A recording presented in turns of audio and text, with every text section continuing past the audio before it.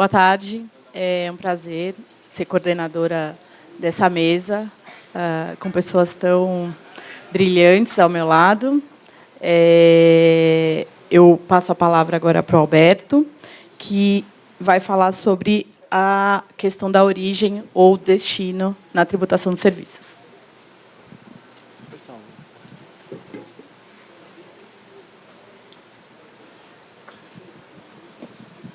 Boa tarde a todos. É um prazer estar mais um ano aqui no Congresso da ABRADT. Agradecer o Walter Lobato, a equipe toda pelo convite feito. É uma honra. E, enfim, bater um papo com vocês um pouco sobre tributação de serviços esse ano, falando um pouco sobre a questão de origem e destino. Bom, vamos lá. Vou seguir esse sumário, né? O que é tributar na origem ou no destino.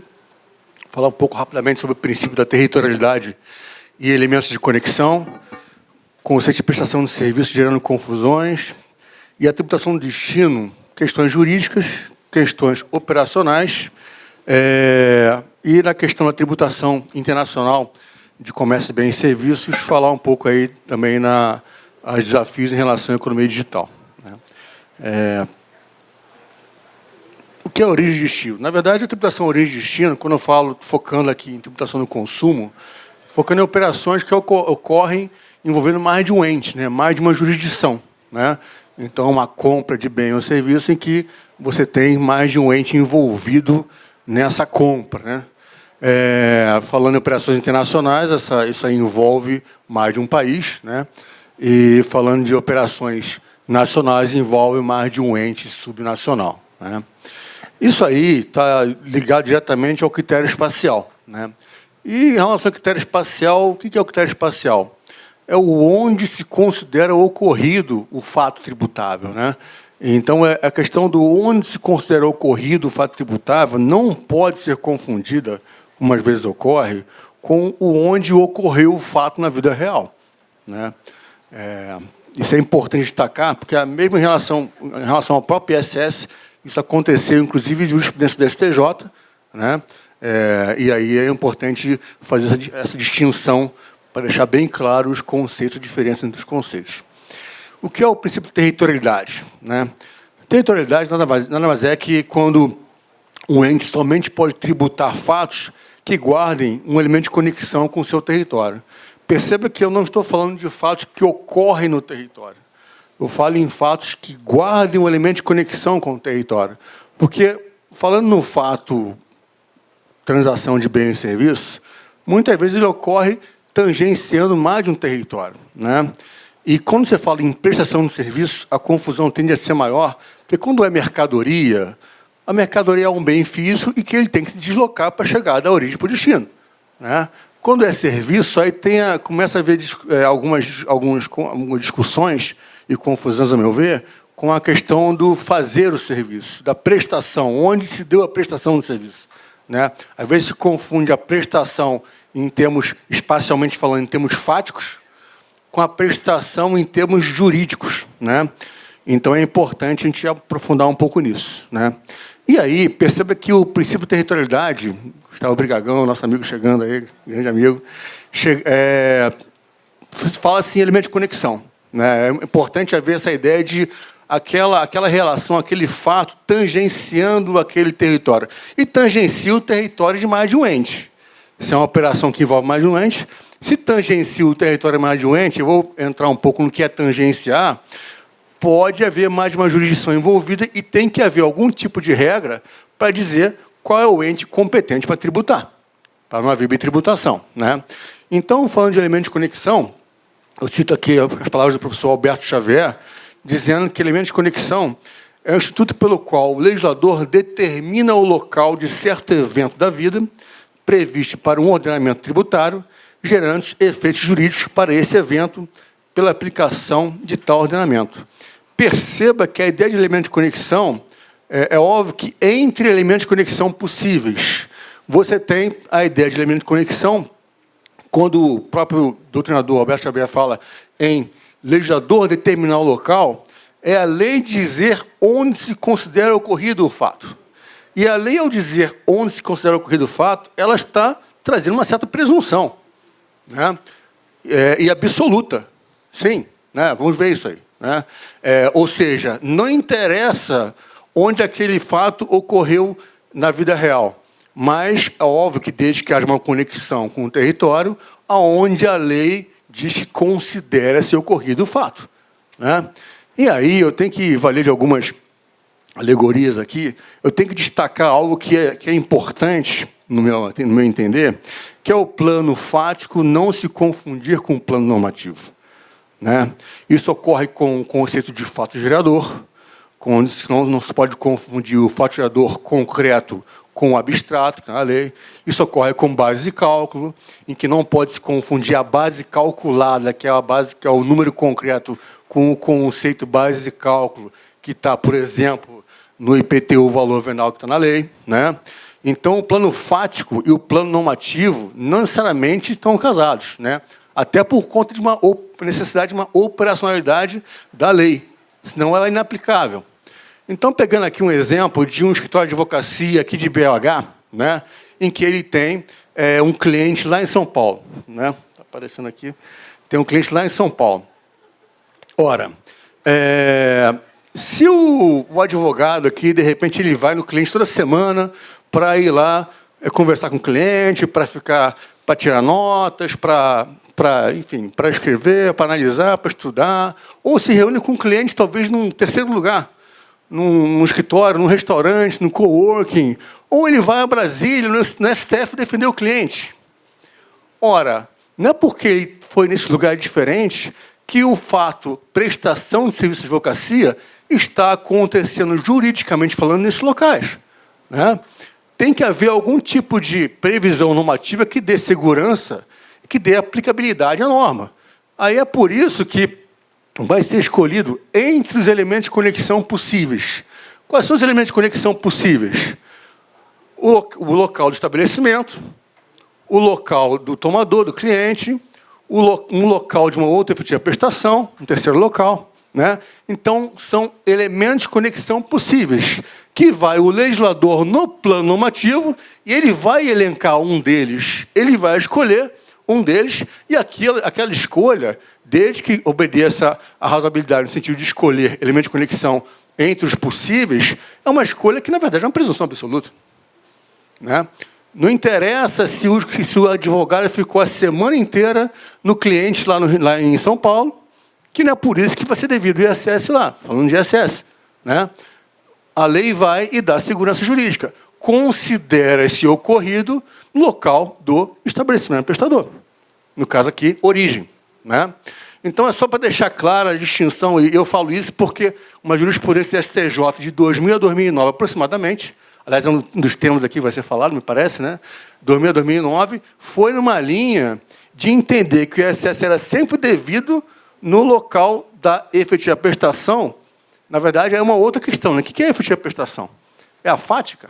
E se cada hora eu estou fazendo um relatório, um parecer, eu faço parte do parecer em lugares diferentes. Eu faço no Starbucks, depois eu faço na casa da minha namorada, depois eu faço no escritório, onde é devido. Então, a lei tem que dar segurança e escolher, e a escolha é o local, em regra, é o local do estabelecimento prestador.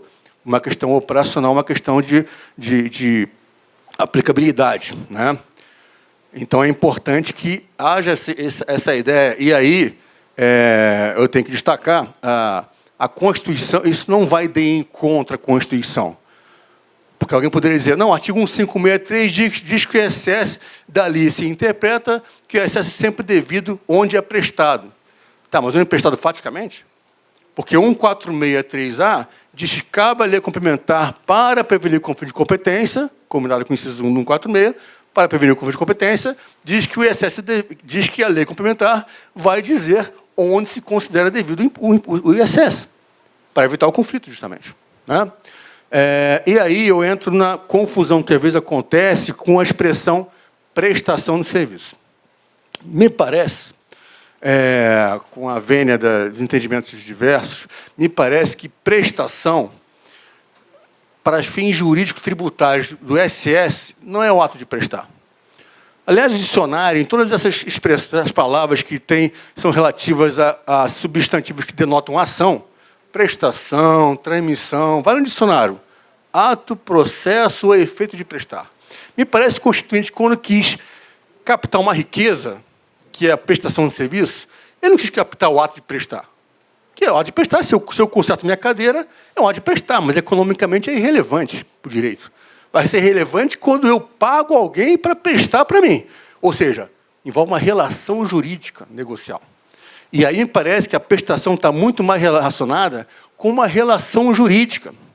E aí eu falo isso por quê? Porque a relação envolve dois polos, e esses dois polos, estando em jurisdições distintas, vai trazer a questão da origem e do destino, onde é devido. Né? Então, a ideia de uma relação, a prestação com uma relação jurídica, ela traz esse tangenciamento que eu falei no início, tangenciando dois territórios distintos.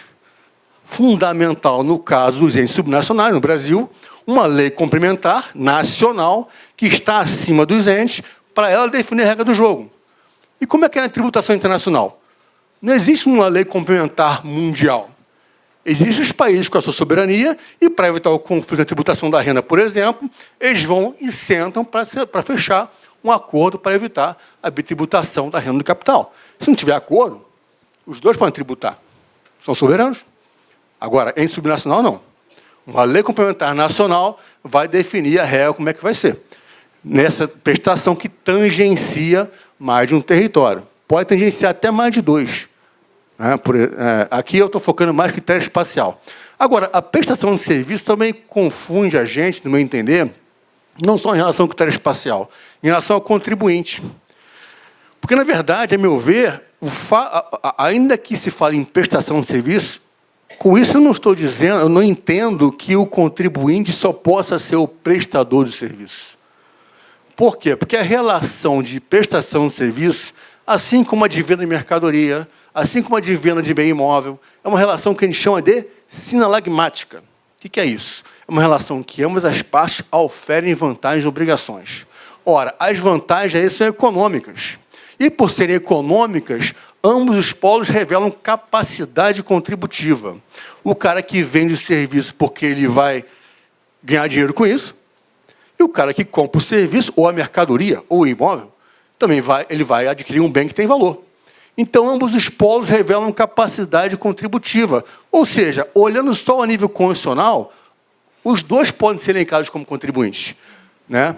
Aliás, se não fosse assim, haveria alguma coisa estranha com o ITBI, Imposto sobre a Transmissão de Honrosos Bens Imóveis. Por quê? Porque se na prestação do ISS o contribuinte só pudesse ser o prestador, ou seja, o verbo do critério material só poderia ser prestar, na transmissão do TBI, o verbo só poderia ser transmitir e o contribuinte só poderia ser o tramitente. E a gente sabe muito bem que, em 99% dos casos, o contribuinte do TBI não é o tramitente, é o adquirente. E pode ser. Por quê? Porque revela a capacidade contributiva. Né? Porque ele adquiriu um bem que tem valor.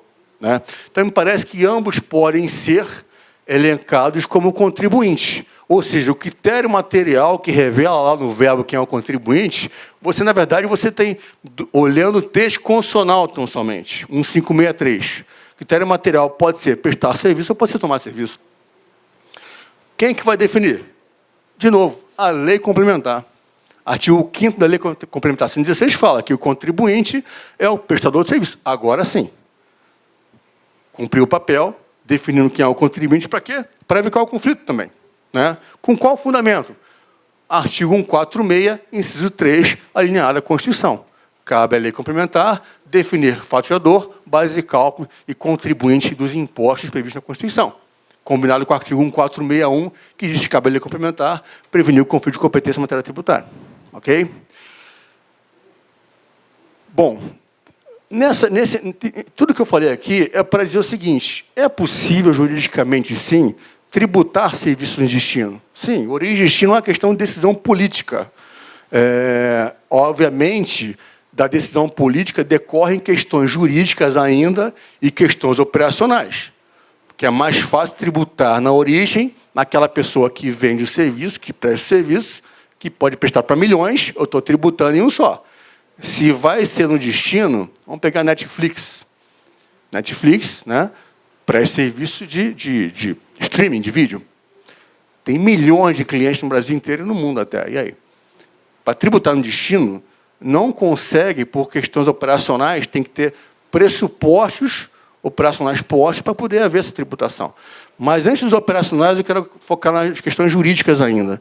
Para tributar no destino, é muito importante uma definição precisa do que seja destino, né, juridicamente falando, que é onde se considera ocorrido o fato gerador. Ora, local do tomador de serviço e local da execução ou efetiva prestação de serviço. Né? Então, é fundamental essa definição jurídica. Aliás, foi por conta da falta dela que a Lei Complementar 157, naqueles diversos derrubados, acho que isso aqui é o meu, né? Por uma imprecisão, quis-se lá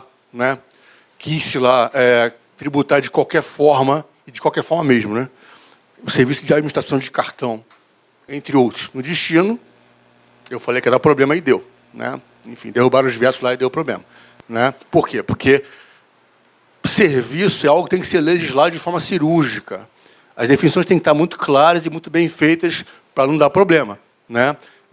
E aí que, cirurgicamente, o conceito é fundamental, a definição boa de tomador de serviço e de local de execução do serviço. Tem serviços em que você consegue, só dá para você consumir o serviço no local do prestador. Por exemplo, hotelaria. Não tem como consumir hotelaria à distância. Então, pode ser que a lei definindo como destino do serviço de hotelaria o próprio local do hotel.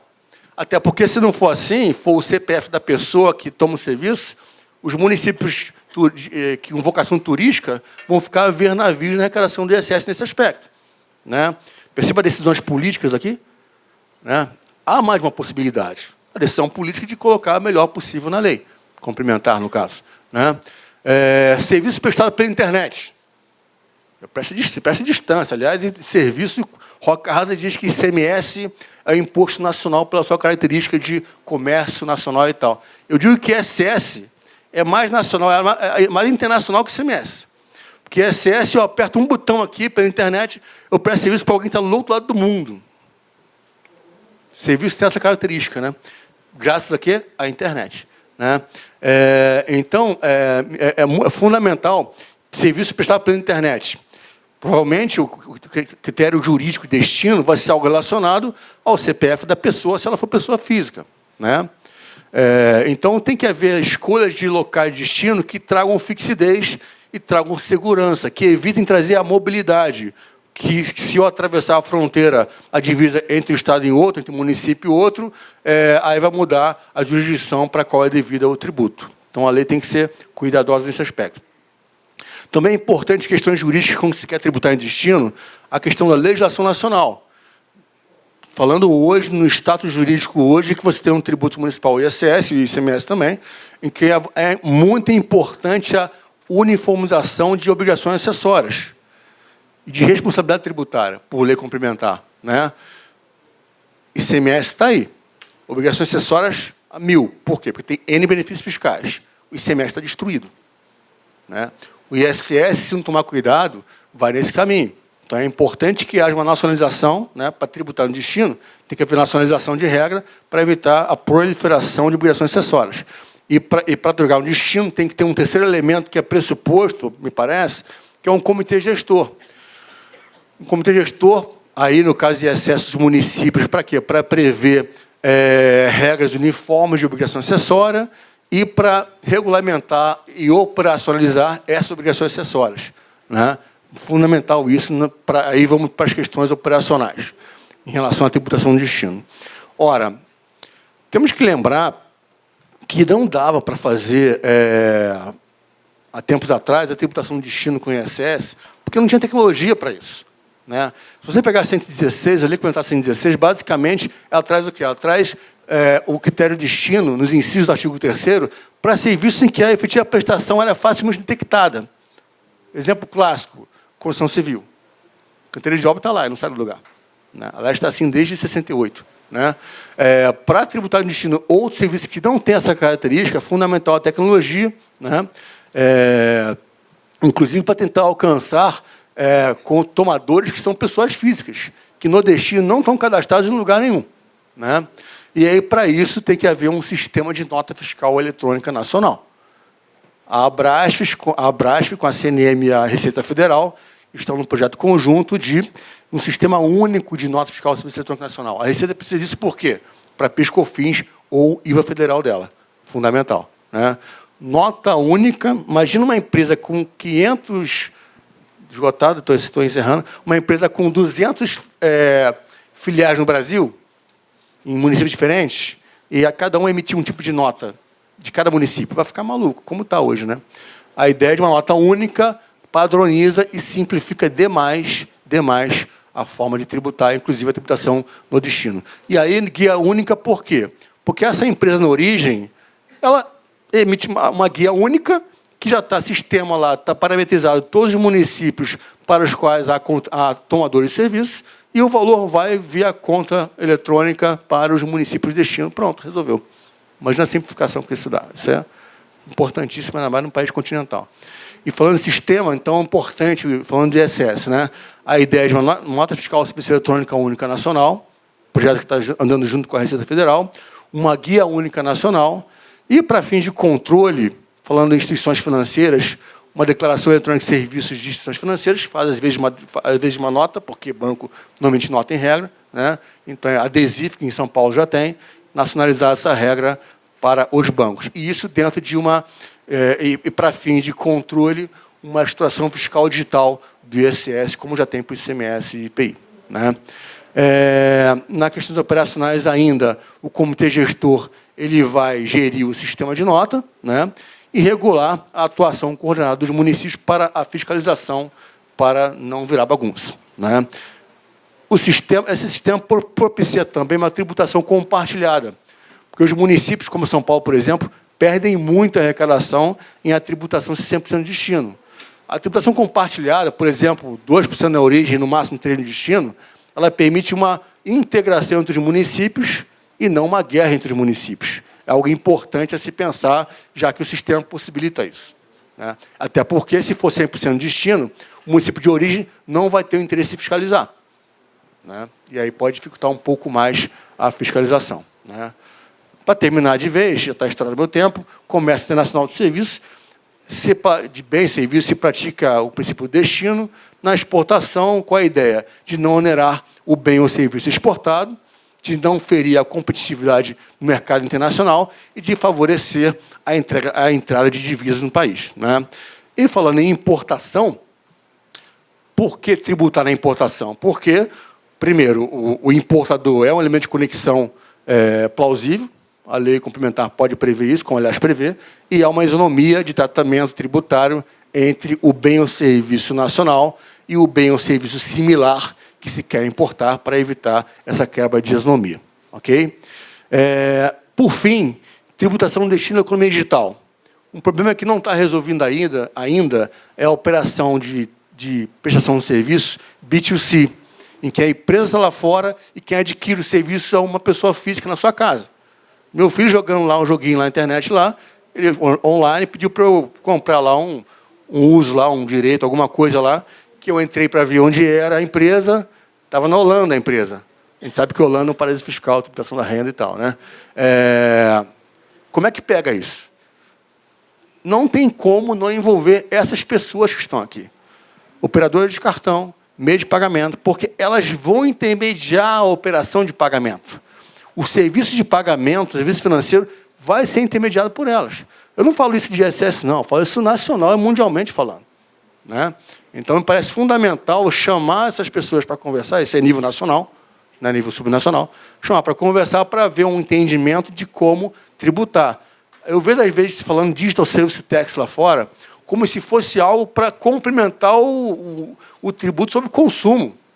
O IVA, ou o ICMS, ou o ICS, como se no Brasil não se tributasse Uber e Netflix. Uber e Netflix pagam ISS, além de PIS/COFINS, etc., né? Não confunda. DST lá fora, Digital Service Tax, foi que está sendo criado, está se tentando criar para alcançar a tributação da renda, em que Google, Facebook, Amazon, Starbucks, Apple estão nos Estados Unidos, e o mercado consumidor da Europa, que é grande, não vê a cor do dinheiro porque está tributando na origem. Ou lá na Holanda, que tem um paraíso fiscal lá, que tributa imposto de renda a 1%. Né? Então, DST é relativo a tipo um withholding tax de imposto de renda, não tem nada a ver com IVA. O IVA tributa já os bens digitais. A questão é operacional, e o operacional passa por essas questões que eu estou colocando. Já está estourado o meu tempo, peço desculpa pelo estouro. Muito obrigado.